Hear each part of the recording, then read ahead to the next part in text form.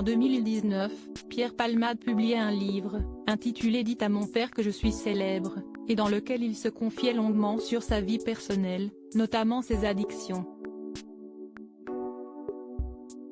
Depuis l'accident causé par l'humoriste, certains extraits de son ouvrage refont surface, dont un qui résonne de manière particulièrement tragique.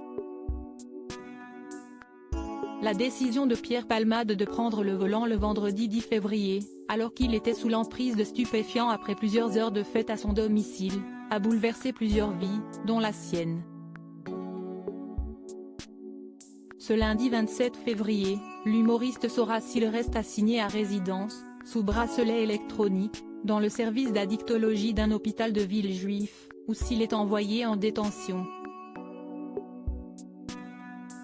Si l'humoriste est tiré d'affaire, toutes les personnes présentes dans le véhicule qui l'a percuté ne peuvent pas en dire autant.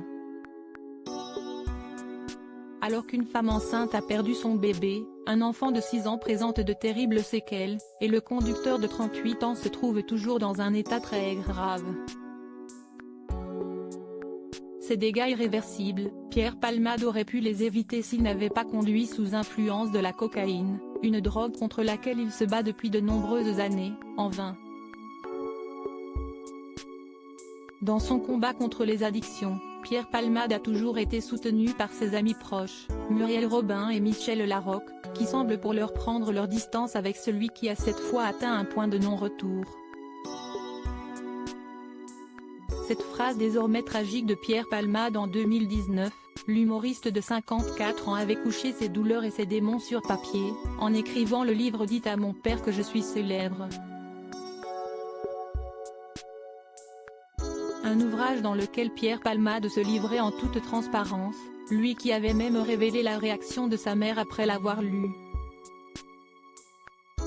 Depuis l'accident, des extraits du livre de Pierre Palmade refont surface, notamment un, repéré par Pure Break, qui résonne bien tristement aujourd'hui.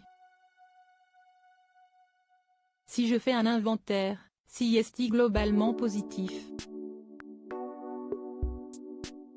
Je m'en sors sans accident, sans maladie, sans dette, sans vrais ennemis, sans cadavre, peut-on lire. Une phrase que le comédien ne pourrait désormais plus prononcer.